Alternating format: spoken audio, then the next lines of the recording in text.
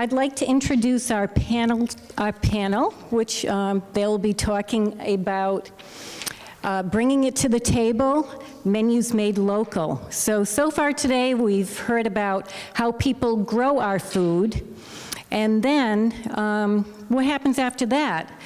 If you go out to a restaurant, if you want to cater an event, how can you bring local ingredients in? So these are three people who, in different ways, have successfully been able to do that, and they will be talking today about how they go about that.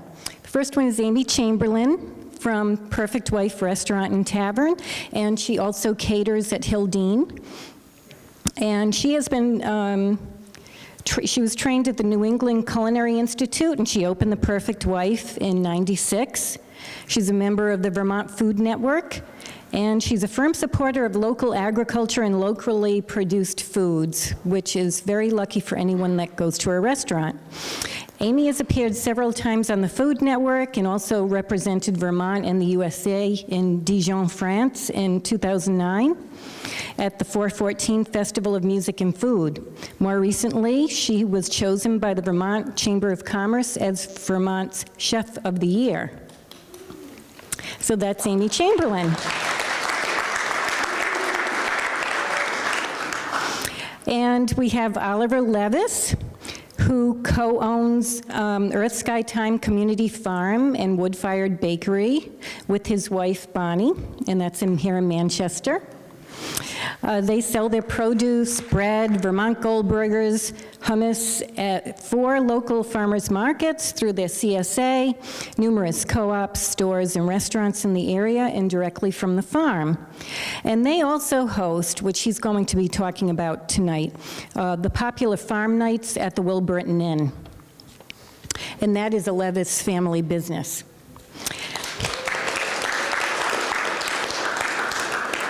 And then Hadley Stock is here. She is the co-owner with her husband, Mike, of Pink Boot Farm and Pink Boot Farm Store. It's a small family farm, and it produces whey-fed, pasture-finished pork and maple syrup.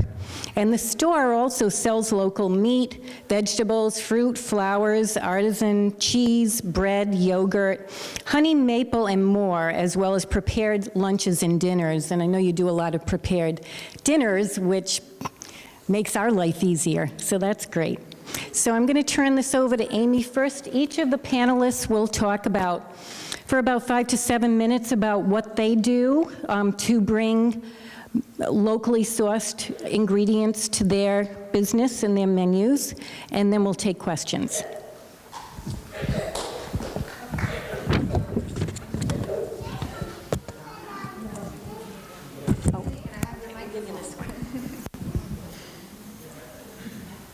Thank you.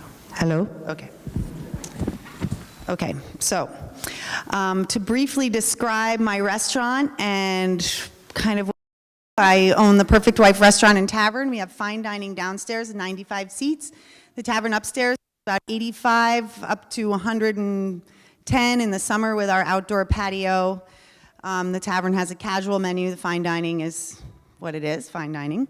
I cater off-premise quite a bit, including at Hadley. I'm their exclusive non-wedding events caterer, and I do cater a lot more for other people, either on-premise or off-premise. So that's a whole nother part of my business. Okay, when did I start incorporating local produce and meats? That was probably day one. Well, maybe not, because that was December 11th. I definitely put Vermont, cheeses and maple syrup, and I did use Mr. Knoll Farm chicken right off the bat.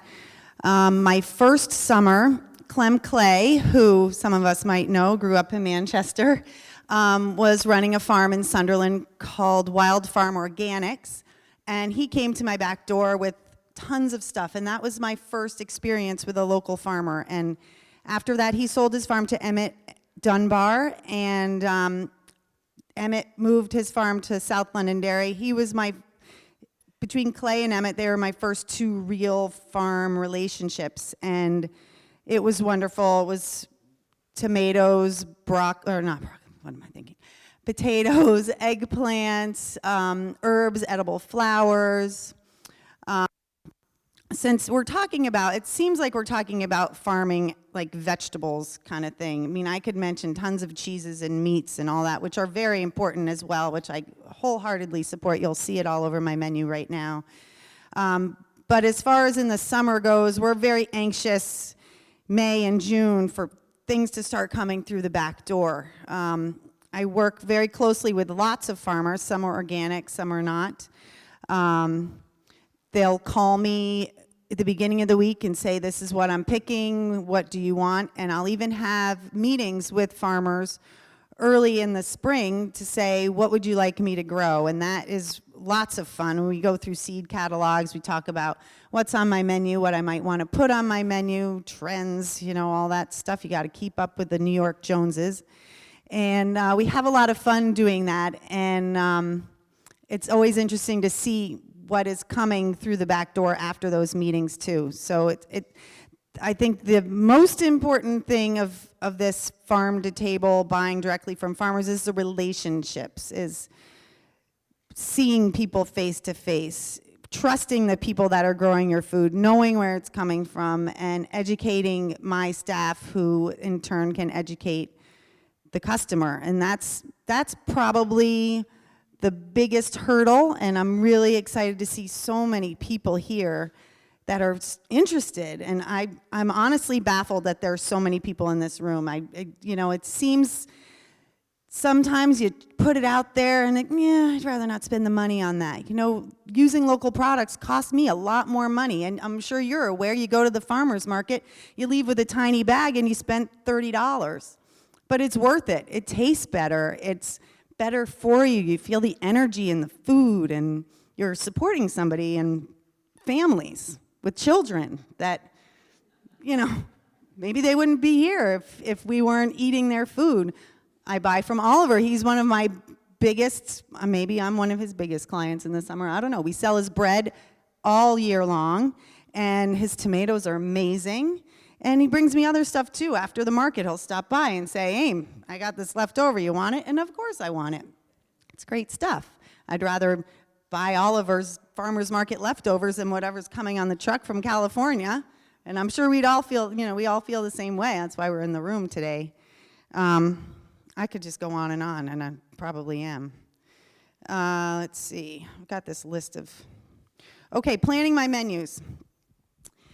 I used to have a certain menu in my dining room downstairs, fine dining, that I changed every 6 months.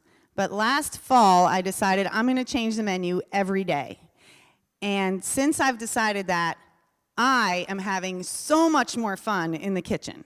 This is way better for me, way better for you, way better for farmers, way better for everybody involved, because it's really exciting. I was in the kitchen this morning at 8 o'clock, making risotto and planning what my salmon special was going to be and figuring out what kind of cheese I'm going to put on this and going through the refrigerators. And my menu today is going to have 5 different menu items on it than we had last night.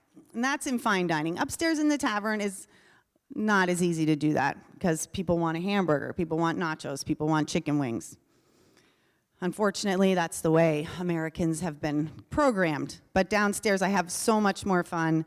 And this is going to be a lot of help in the summer. Right now I'm only open 3 days a week in the dining room. This summer when I'm open 6 days a week, I'm probably going to have my work really cut out for me, writing a new menu every day. But it does get me out of bed in the morning. I'm not just going to make the same old oyster mushroom sauce for the beef and, you know, horseradish potatoes. I'm going to go look and see what's there and see what I'm getting from Hadley and from Oliver and from Larry and Clarendon and from Emmett and from Caroline Person and Weston. And there's just tons of people out there that we can support that grow different things and really add a lot of diversity to my menu and excitement to my day. So thank you, farmers. You're welcome. Give us an example of a menu item sourced locally. I think I just did that, right? So today I have Vermont Creamery Chev on my menu, Plymouth Cheddar, maple syrup made in Pollitt by Scott McChesney, Misty Knoll Farm chicken. I sold out last night, but I had these beautiful Vermont strips. But now I'm doing a New England organic beef patty today, yesterday, and Thursday. I did it with Plymouth cheddar and local potatoes, purple potatoes from Rocco Family Farm in Sandgate. Dad had it, Mom, right? He loved it. Lots of good stuff. So just keep that in mind. Come eat at the restaurant. Know that your food, a lot of it is local. I'm doing my best to support farmers and to make you healthy meals that will make you feel good.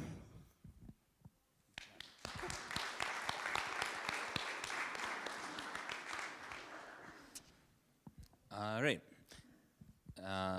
So I think that my role in this is sort of on both sides as the producer of the agricultural product, and then also taking it to a value-added next step. And that actually evolved very organically for us because we started doing just the farmers markets here locally, and we found, in the early, is this better? Yeah. In the early part of the season where, we had like a few radishes on the table or something, it was like, well, this is not really worth it to be at the farmer's market and just have so little to offer. And then so we said, okay, well, let's try making hummus. And then it was like, well, what are we going to sample the hummus with? Let's make some crackers. And then from there it was just like, well, we need an oven to make the crackers. So let's start making veggie burgers with our leftover carrots and potatoes. And then it was like, well, we need a bigger oven, so let's start making bread. And then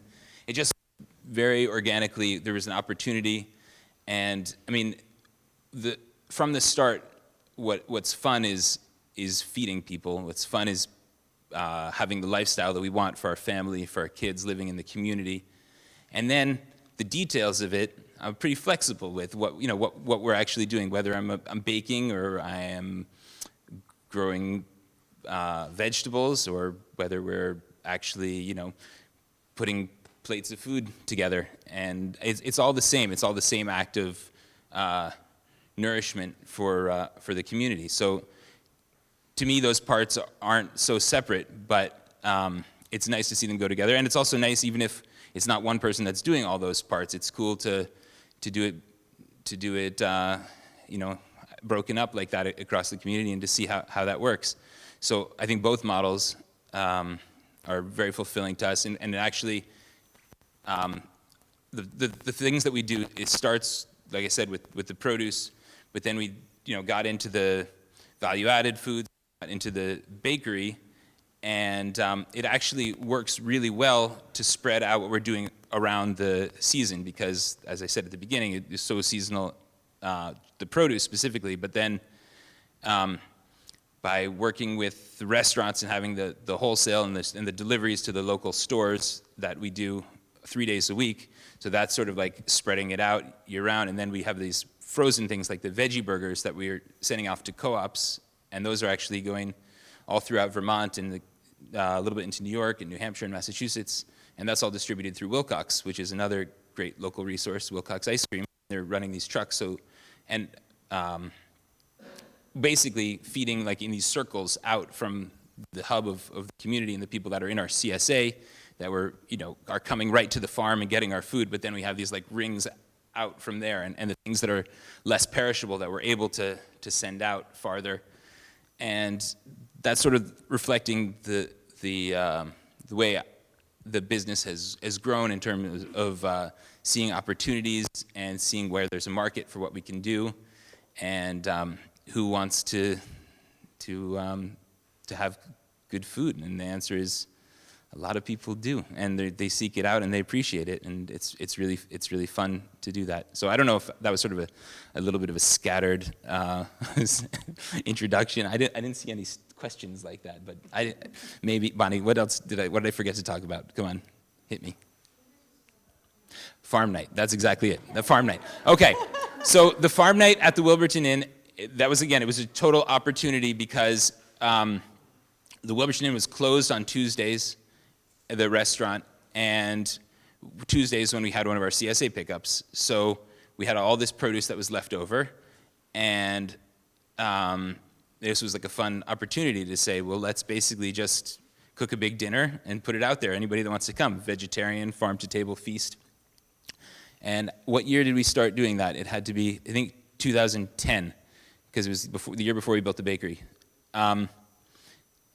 We started doing that, and it was $20 for a vegetarian buffet, have live music, and in the first season, 20, 30 people would come, and this year it was like 100 people coming, 80 people every week, and it was just so fun, and it's a party, and it's a lot of work for our crew, but part of that actually is really a good for our crew, because similar to what they were talking about with their farm, our crew is all apprentices and interns, and for them to just learn how to grow things in the scale that we're growing it, they may or may not be doing that again in their future, but everybody needs to cook. Everybody needs to learn how to take produce, whether they grew it themselves or bought it in a store or got it from a CSA share, and how do you turn that into a meal? So, and how do you clean up after that meal? And so that's another good skill instilled in a lot of 20-year-olds.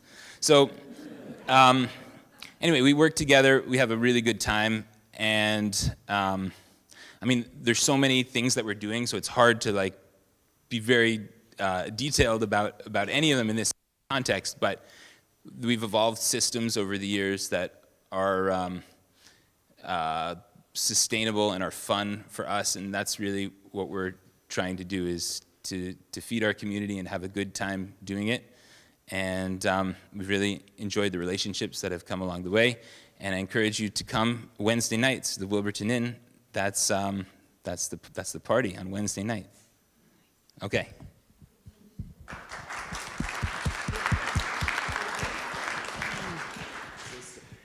Hi, how's it going? I wanted to say thank you to the library for putting this on, all of you guys for coming out on your Saturday to hang out with us and talk about food and farms. That's pretty awesome. It's good to see all these people in support of such things. I'm Hadley. I own with my husband Pink Boot Farm out in West Paulet, where we raise pigs. We have anywhere from 40 to 60 at any given time. They are fed whey, which is a byproduct of milk and yogurt production that we get from 3 different farms in the area. We go through about 300 gallons of whey a day. It's a lot of work, 5-gallon bucket at a time. Keeps the shoulders and the biceps good. And our pigs are raised in green pastures and oak and maple forests where they forage and graze, and they're happy and they're awesome, and the pork is also happy and awesome. I also own Pink Boot Farm Store and Catering, which is here in Manchester, where I sell locally farmed and raised and produced meats, dairy, vegetables, bread, shelf goods, all sorts of good stuff. All the things that you'd find at a farmer's market in one little store. Because I found in talking to people while I was starting to get this ball rolling, a lot of people would say to me, I love going to farmer's markets. They have such beautiful stuff. I get home and I have no idea what to do with it. Or I can't make it to farmers markets. I'd love to support local food, but can't always make it to a farmer's market. So I just have a quick question for everybody out there here. How many of you ate something local yesterday? All right, so why did you not? Just out of curiosity. Yeah, and okay, so this is why I open my store. I'm open Monday through Saturday, and you can come in any day of the week and get local products. You can't always make it to the farmer's market, right? Now, the other problem I've found with people is that they want to eat local, but they don't know how. They get a head of lettuce, some pork chops. They're not really sure what to do with it next. I hear a lot of people say, I'm a crock pot chef, or I'm a, I don't know how to prepare this stuff. I think that the farm to table, it's kind of scary for some people. They're used to casseroles and, it's sort of a simpler, they feel like it has to be a big fine dining experience, and it doesn't. It really doesn't. You can make a casserole with locally sourced ingredients. And so at my store, I just moved to a new location where I have a kitchen, so I'm now producing farm-to-table lunches, sandwiches, salads, take-home dinners, freezer meals, breakfasts. I've got it all prepared for you. You can just come pick it up, take it home, and eat it and enjoy it. It's a pretty awesome thing, I think. I love eating food that's sourced locally. I know everybody whose ingredients I'm using in my food. I'm happy to talk your ear off about it if you want me to, or if you just want to pick it up and go, that's also allowed. I think supporting local agriculture, local farmers is, one of the most important things we can do to keep our local economy going, to keep our landscape beautiful, to keep Vermont awesome. I also cater. I have a catering company. I primarily in my catering do barbecue, hence the pigs. I do pig roasts. I do a little bit of everything. I do dinners for 2. I do dinners for 400. I do weddings, parties, a little bit of everything. Also all farm to table, locally sourced, and it's a good thing. It's a really exciting thing. My store is located in Rachel's Gourmet. Rachel's is still operating, which is right across from Shaw's, if anybody doesn't know. Rachel's is still operating out of there, but we're working together. So I've got a lot of things on their menu board, and then I've got my own stuff. I've got my store there where I have meats, everything, a little bit of this, a little bit of that, and then the prepared foods, too. Yeah.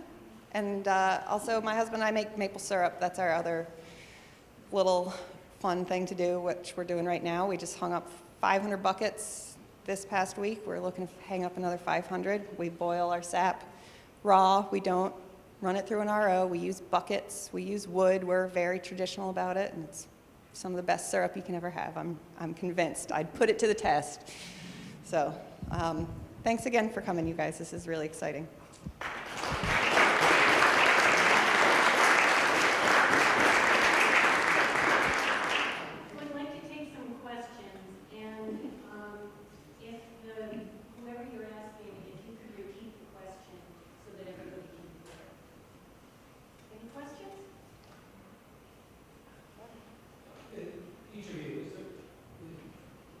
What stumbling block do each of you hit, either in regulations that are issued from on high that prevent food getting or local food getting?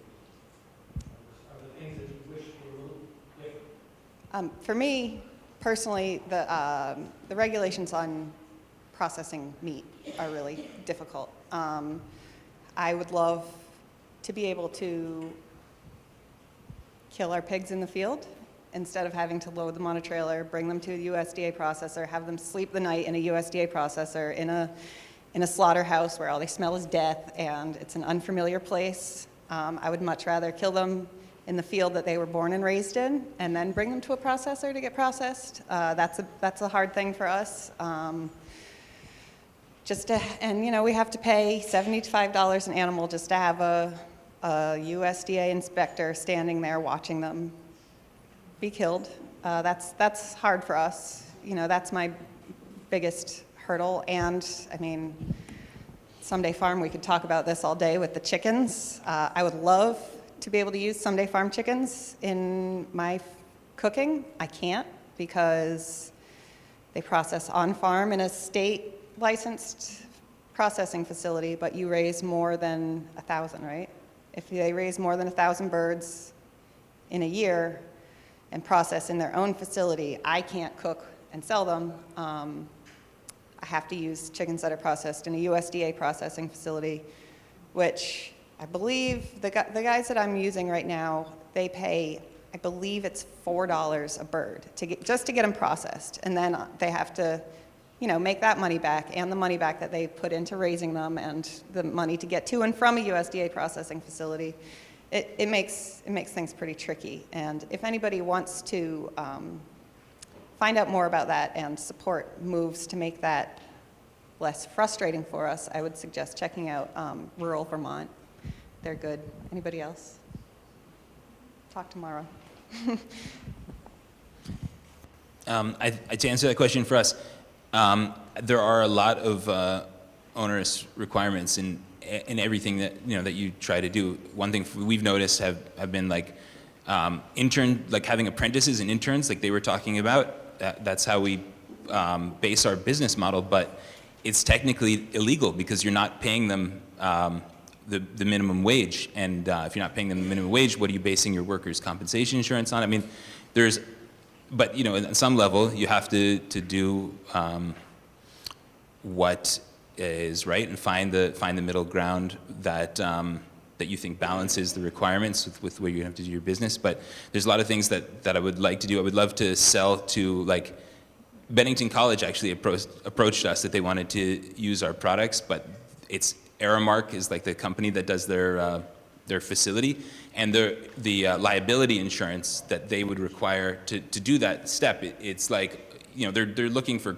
corporate people, and it's basically a system that makes it difficult for small producers and the regulations, and it's a challenge. But I guess the main thing I would say about that is, like, that's just part of the set of limitations, and when you calculate what are your opportunities. So I think that it is a challenge, and it is a factor in these decisions that we make. Like, we're trying to figure out right now about setting up more of a farm stand, and we want to think about, like, what we're doing, and then but it just, like, it gets complicated. But that's just part of the chess game of this kind of lifestyle, is figure out what you can do, and try to keep doing it. But a lot of the regulations haven't yet applied to vegetable and vegetarian products. So there's a lot of stuff with dairy, a lot of stuff with meat, and vegetables has still sort of been seen as like a low risk product. Although, in huge farms in California, spinach and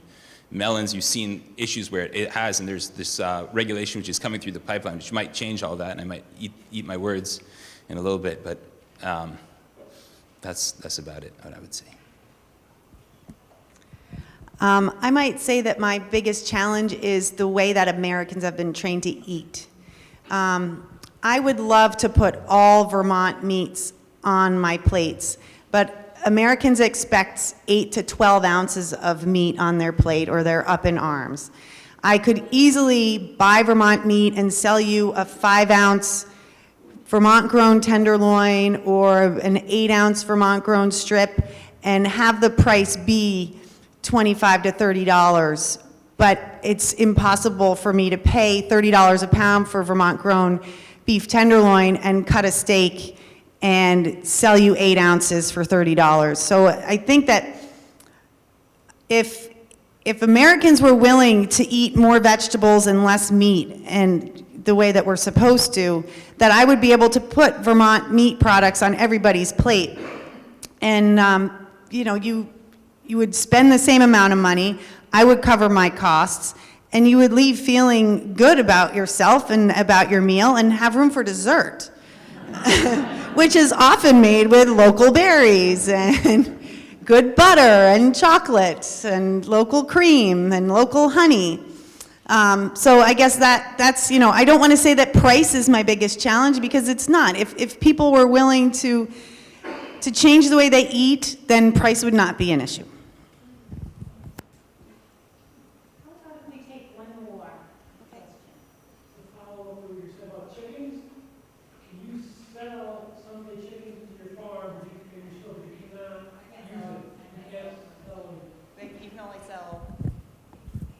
They can only sell direct to the customers. Yeah. I wonder how you seem to be growing. A lot of small, great companies do that, and suddenly you get really profitable, and someone buys you out, and it's gone. Do you see that happen? Like Ben Jerry's a good example. Yeah. I think that, for example, our bread oven it's in the same, structure where we live. It weighs 40,000 pounds. So I think that's I'm a lifer on that one. It's in it for the long haul. But if anybody, came to us and said they wanted the VT Goldberger empire that we've built, I would say Bonnie would probably be willing to not have to make veggie burgers anymore. And this is something I've actually talked with Ron from Other Myrex about this. But the thing is that, like you asked, did you ask them what they wanted to be in 5 years? Or somebody asked the farmers that were here before. And I think about it because one thing is we work with all these young people, the interns, and when we started 10 years ago, they were pretty much our peers, the people that were coming, and now they seem like kids to us, which is funny how we've gotten older, but they've stayed the same age. But I am happy to delegate a lot of the things that we do. I mean, it brings me a lot of joy to be feeding people, but to be weeding radishes necessarily isn't, it's not necessarily something that I'm wanting to do all the time. So I love training people to do these things, which I can then still strategize and conceptualize and then start thinking about other things. So I don't necessarily need to sell it. I just need good help, and I can keep doing it. But yeah, if anybody wants the veggie burger business, that one's for sale.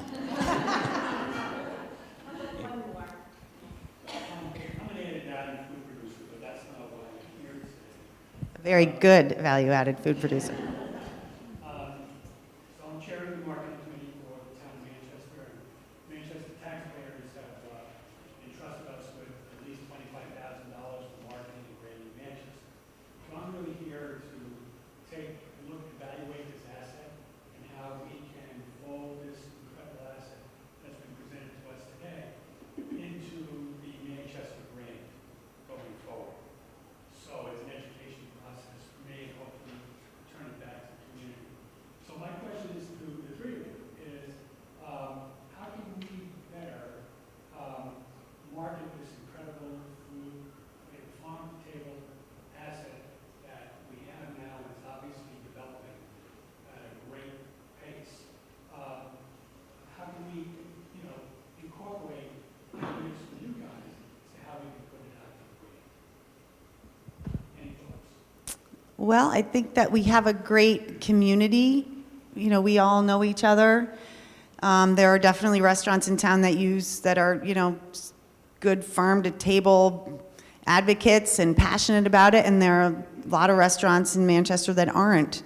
I think the farmers market could be bigger and more visible. That's just my opinion. Find a better spot for it. Probably be easier to get in and out of, right? I know in talking to farmers and talking to food producers that are really into this Vermont thing, that we would all get together and say, hey, let's market it. So I guess it's just a matter of getting that group together as one of our attractions. We all have to maybe put together a little committee and say this is the farm to table part of our marketing. Yeah, another committee. Let's do it. All of that, and I think if you look year to year at what's happening, it's getting better and better. I think there's more going on here. The farmers markets are better.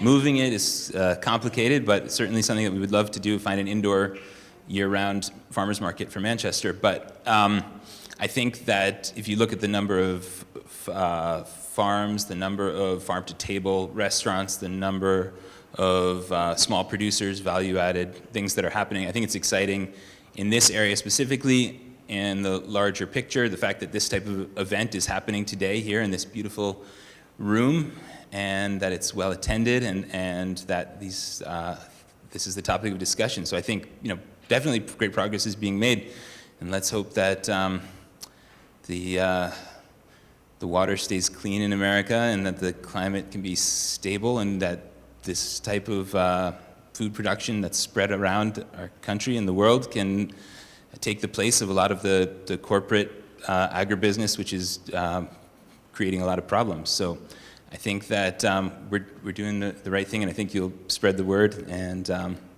onward and forward.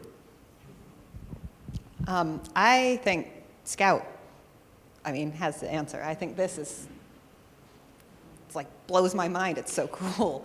I think, I think of Vermont as a brand. You think of Vermont, you think of maple syrup, you think of, the world's best cheddar. We have the world's best cheddar. Consider Bardwell has won how many awards for their, world's best cheese. This is a place you come to eat. There's amazing stuff here. What we're doing right here, if we did this once a month, get more information about farmers, meet your farmer, get to know your farmer. We touched on a little bit, doing a Vermont Food Producers Festival, sort of like the craft fair. Get all these amazing producers together. Meet your farmer. Meet the person who's growing your food and producing your food, and the value-added people who are making your food. It matters a lot to a lot of people, and I think it's a great asset to our tourism economy for people to get to know their farmers, and that's just, Scout, you're just amazing. That's just awesome. How that's not happening yet is kind of crazy. I think it would be pretty awesome.